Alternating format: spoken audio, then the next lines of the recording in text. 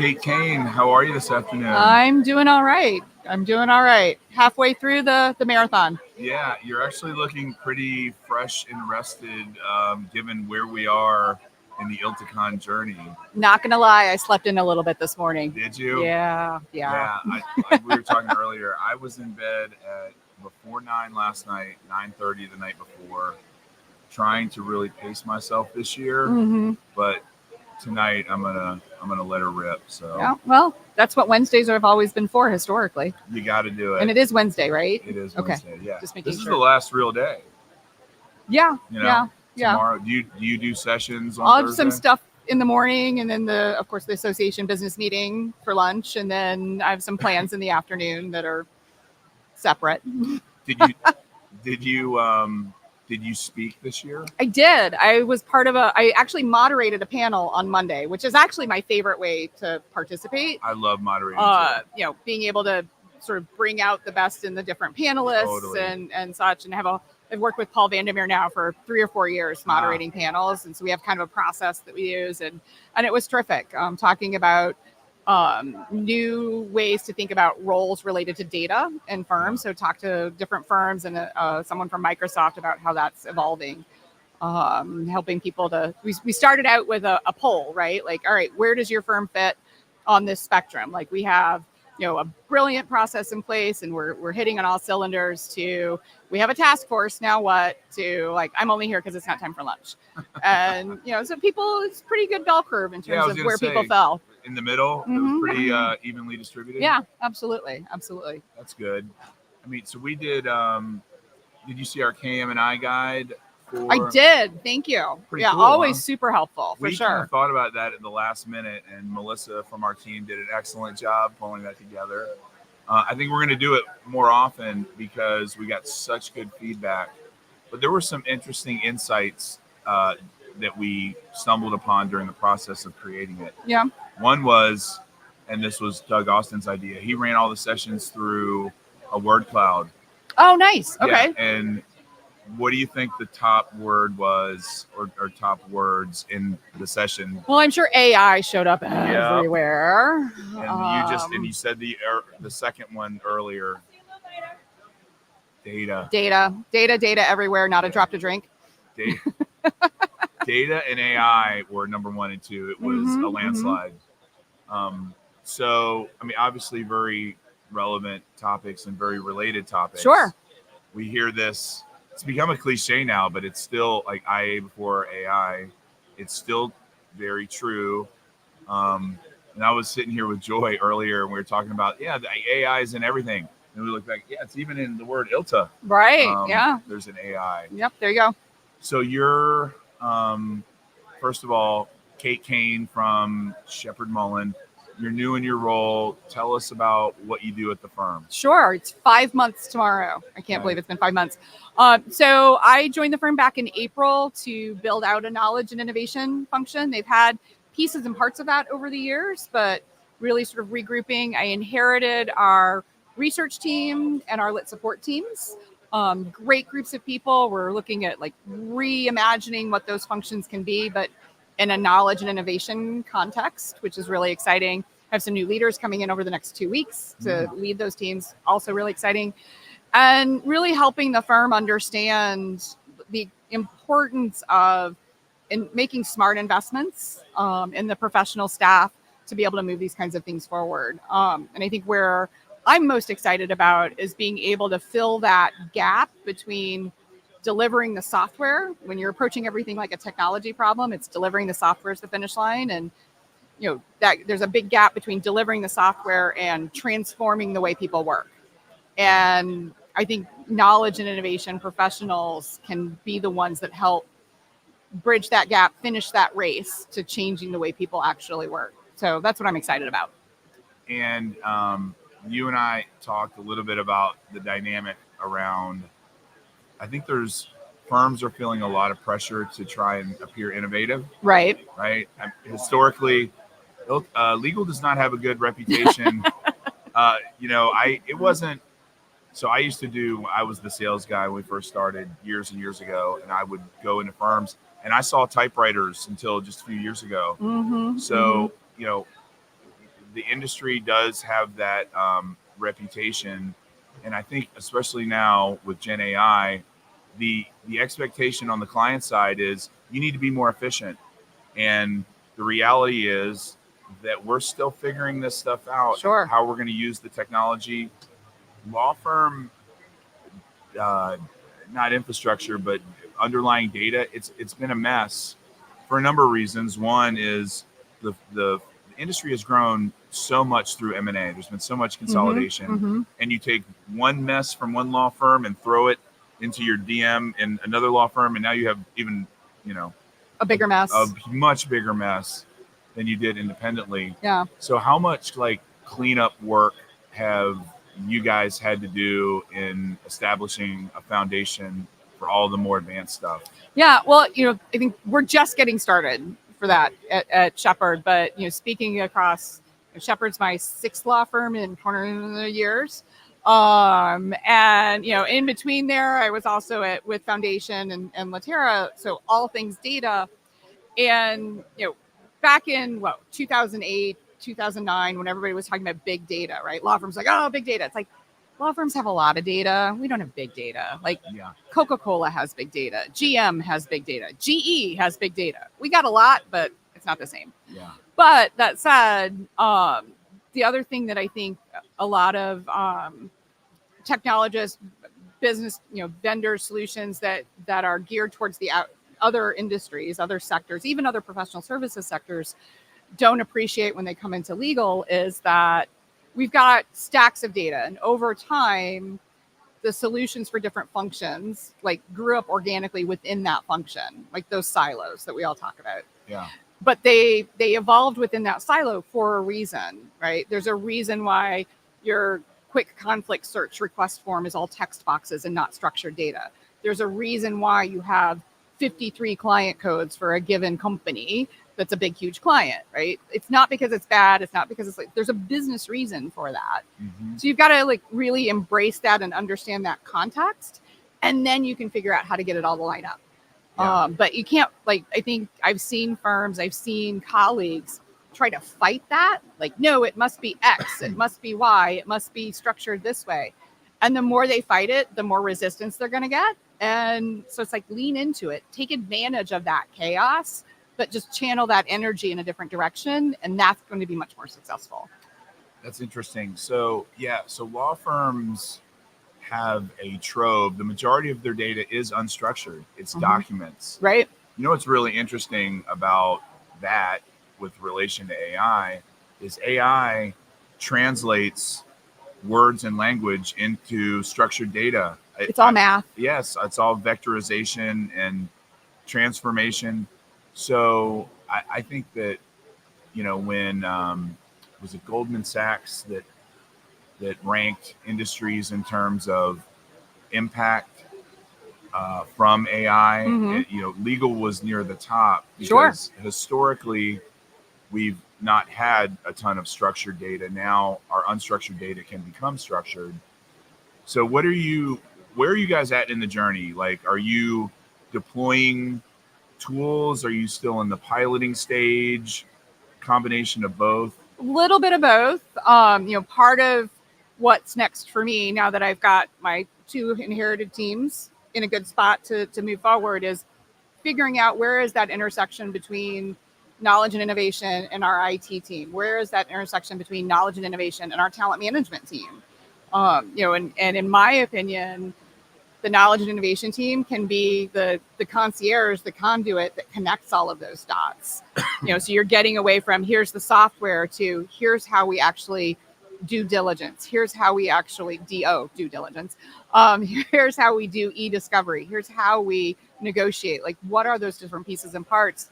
And I think that the idea of the data and the documents is going to be a really challenging ethical question to answer. I was part of a roundtable earlier in the week, and we were talking about who owns what from the client's perspective. The client certainly owns the work product, right? That's the product they're purchasing from the firm. But who owns the knowledge, the experience that came from producing said work product? And is there a difference? And I think that's where you've got, if you have an experience management system or a relationship management system, or the idea of, there are some clients that I've heard tell of that are saying, you can't use any of our materials to train anything else, and nobody's allowed to see anything about anything or anything. It's like, okay, but you're hiring a law firm, whatever size, scale, or focus, but you're presumably hiring them because of their experience, because of their knowledge, but you want them to operate in a vacuum. Yeah. Like the cognitive dissonance there, I think, is interesting. It's silly. Yeah. It really is.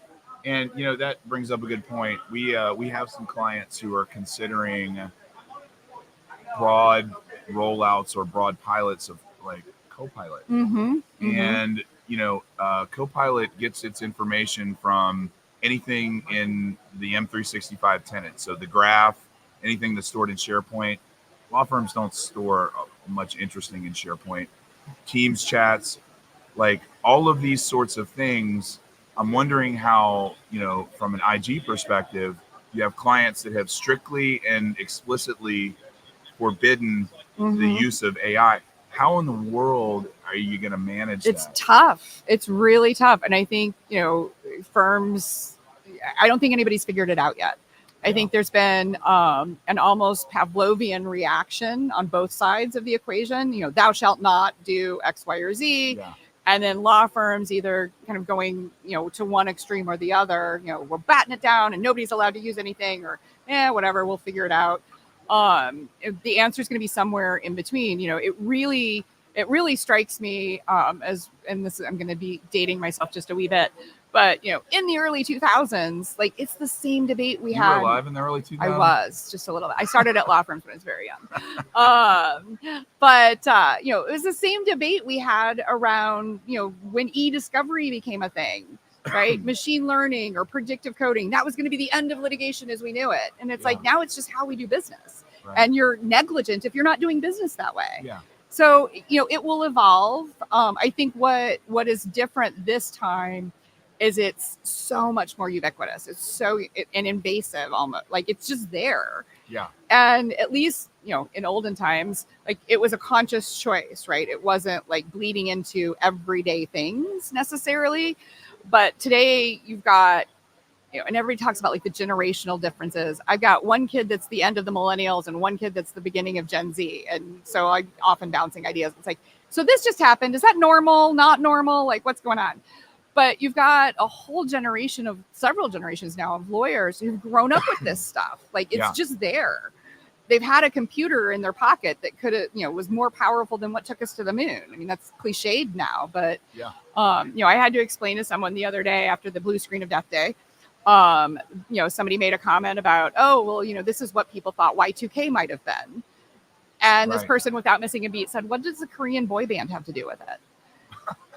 I didn't realize there's a Korean K-pop. It's not. band. Yeah, it's like B2K. It's like B2K. I was just like, I died a little inside, but it was like, well, because nothing actually happened. Right. I know, it was a total non-event. Right. But all of us that worked in IT were staring at that screen as the clock ticked past midnight to see what would happen. But so it's like thinking about it in that context of, all right, it's here. Like, it's here. So we can fight it and put a lot of energy into arguing about how to put walls around things and fences around things. Or we can figure out, all right, why a rule, like, what's the inspiration behind the restriction? What's the concern that clients are trying to get at? Yeah. And how do we address that concern without the barbed wire? Yeah. I mean, it feels like the whole cloud conversation all over again. Yes, right? absolutely. I mean, that has been like pulling teeth. I remember in 2014, I started beating the cloud drum way too early, and I did 22 ILTA roadshows, 22, all different cities out there talking about, I think it was like SharePoint 2013 or whatever the SharePoint Online version was called then, and what you could do in the cloud. And everybody was really interested. Right. They were well-attended sessions, but nobody wanted to be first. No, oh my God. Or, I mean, honestly, that migration to the cloud, at least with M365, is just now happening in earnest in the AmLaw space. Started about 12 months ago. I think it's going to last maybe 2 more years, and then everybody will be there. It feels like it's that all over again. Yeah, absolutely. And law firms by nature are risk avoidant. Yeah. They're not risk averse, but like lawyers' jobs by definition are to find the flaws, Right. and to argue about the flaws, depending on what your practice is. And so, figuring out, and I think this is the other evolution I've seen over the 2 decades or so I've been in this space, is that firms are investing in business professionals to help them run the business. Yeah. Whether that's in marketing or IT or accounting or in the knowledge space, there's a recognition that lawyers need to be lawyers and be great lawyers. And they also need to like rely on others in the organization to provide that additional expertise.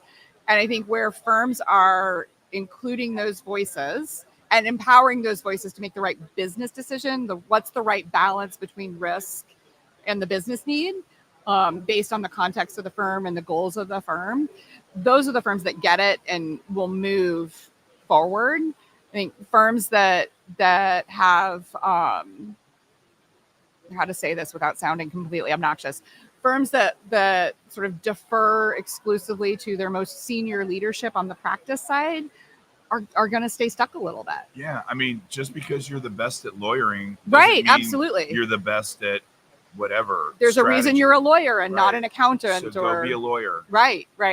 Yeah, I got a friend of mine in St. Louis. They're about a 200 attorney law firm, and he's the CEO. Mm-hmm. And which is kind of a funny thing to me because right, CEO in a law firm, like everything happens by committee, but he still practices. Mm-hmm. And I'm like, how does that work?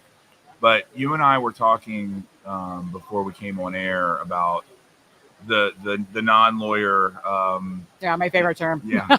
Well, I think the ABA, didn't they finally like release some guidance about deprecating that terminology, which I think is a good thing. So you're a non-lawyer in that role. And looking at it just from a casual observer, I'd say 10-20% fit that bill. I don't know. I think it's a little lower than that. Is that lower? Yeah. So how do you think that not having that, but having other perspectives, how does that prepare you to be better? Yeah, I don't know that I would say better, but certainly competitive. And my thinking about this has evolved. So my career path has come up within law firms on the IT side, but not as a technician, but I've been the trainer, the project manager, the business analyst, the data analyst, the one, in the room trying to like negotiate between the business and the network guys and the DBAs and such. So a healthy appreciation for, all sides of that equation. And for years, I'm doing knowledge management stuff. I'm actually like doing the stuff. And, a little bit of strong arming. Well, but you're not a lawyer. You couldn't possibly understand. And so I was a little bitter about that. Yeah. And, worked my way through it, took a break in March of 2020 and went to work for a because like the world was ending. So why not make a major career move? That went to work for a software startup, and then we got acquired March of 2020. Oh my God. Because like, why not? Sure. But it was a deliberate move to like, break the cycle just a little bit, but get back to the technology, build out that network, see how other firms were functioning around the country and such. But then had an opportunity to move to Fenwick in November of 21 and had another opportunity to build out a practice K&I team. So we built out a team of former practicing lawyers and paralegals embedded in the practices and working closely with different groups and practices. And that experience changed my mind about the importance of that legal background, that legal experience, that practice experience, but only changed my mind part way. I think for depending on the nature of the firm, but there's a lot of value in having that expertise and that experience on the team. Sure. Being able to quickly connect to how the work is done, understand the vocabularies, be able to draw out from the practicing lawyers what their challenges are in a way that, although I've worked with lawyers for 2 decades and a half, like I don't have that specific same shared experience. That said, I don't think it's an absolute requirement that the leader of the entire team must be a lawyer. Sure. You think you've got to have different perspectives. And that's what we talk about from when we talk about like diversity and equity and inclusion, right? It's different perspectives, different experiences actually elevate the whole. Yeah. And so I think it's that combination, and that's something I'm really looking forward to incrementally start to build out that kind of expertise within our team at Sheppard. Yeah, I mean, the role of KM is a diverse one, right? I mean, you guys really are the conduit between technology and the practice. But, where do you draw the line? Like, does the CFO need to be an attorney? Of course not. CMO, probably not. CIO, definitely not. But, it is a spectrum. Mm-hmm. It is not a binary conversation. Right. So, well, that brings up another thing I wanted to talk to you about, which is we were talking about innovation theater and how firms feel a ton of pressure from their clients, and rightly so, and what the response has been on the law firm side. And I had this conversation with your friend Meredith when she was on the podcast. Sure. I don't know, a year ago. And what do you think about where innovation should live? Should it live with KM? I've even heard very recently about innovation rolling up into IT. And I'm like, all right, so IT is supposed to be predictable, stable, reliable, low risk. Innovation is the opposite of all those things. Sure. They need each other, right? So to innovate, you almost always have technology. Mm-hmm. But rolling up, I don't know. I got to wrap my head around that. Yeah, I think wildly unsatisfactory and sort of, it depends. I think that an innovation function, a solid innovation function that actually makes a difference isn't about buying new things or chasing the next shiny dime. It's, we used to call it the in-flight magazine phenomenon. Like, you could tell somebody had come back from an international flight because they read the entire in-flight magazine and decided we needed to buy X and Y and Z and right. Whatever. But it's about finding new combinations of things. Maybe it's new software improving an existing process. Maybe it's a new process using existing software. It's finding those combinations, whether that officially reports up into the CIO or the CKIO it doesn't really matter as long as the firm has the right sort of it's strategic, it's aligned with the firm's strategic goals, and it's given that sort of space to experiment, that space to try things, learn from things that didn't quite work so well, and be able to make that next move. But I also think where a lot of firms get stuck is perceiving innovation as, we'll build you an app. It's like, oh, what do you want? Okay, we'll build you that. Without having that check and balance to make sure that just because a lawyer is asking for X, like, sure, we can deliver X, but is X what they need? Is X going to be sustainable over time? Is X really going to make a difference? Or is this a pet project? And that can be difficult to navigate depending on how your firm is managed and what those expectations are and such. So to me, I'm not sure it matters necessarily like exactly what chief it reports up to, if that chief has the perspective of, it's got to be a collaborative effort. Innovation can't, by definition, happen in a silo. There's not enough oxygen. Yeah. And you've got to really be innovative, to change the way a firm works, to change the way we deliver services to a client, or improve, faster, better, less expensive, more sophisticated, whatever that goal is. Mm-hmm. To really be innovative, you've got to have the perspective of that core infrastructure, classic IT tech. You've got to have the perspective of the people actually doing the work. The other professionals across the organization contribute to that. It's got to be a collaborative effort. It can be led from any one of those wings, but it's got to include, I like to think of us as like the connectors of dots and the voices of reason. Being able to foster that collaboration to find new combinations that make a difference. Yeah, you have to be allowed to fail. Absolutely. As innovators, it is there's a lot of trial and error. And I guess that's kind of the part that I have trouble wrapping my head around sometimes is, okay, as everybody in an organization should have a number or numbers that they're associated with, right? Mm-hmm. If you're IT, it's the number of failures that needs to be low. But if you're innovation, it's the number of failures that needs to be reasonably And they got to be high. quick, and they can't hurt the business necessarily. Right, exactly. everything's Controlled a learning failures. everything's a learning opportunity. Right. Controlled failures. So, all right, last question. Yes, sir. How do you differentiate between KM and innovation? Like, how are those functions different? And any context you can provide around this? I don't know that they are different. Yeah. At least not the way I plan to define it. Okay. I think that to me, again, innovation is about finding combinations. Knowledge management or knowledge or competitive intelligence or whatever those sort of buzzwords are, that's the grist that goes into the mill. Yeah. To be really innovative, it takes access to information. It takes idea around process. It takes the how do you draw out the best of a practice and combine the lawyers, their support resources, and so on.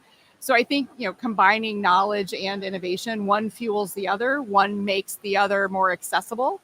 Yeah. I think the mantra for my team is we want to be the people that deliver the right information to the right people at the right time and in the right context. Right. So that's going to require a lot of things getting right.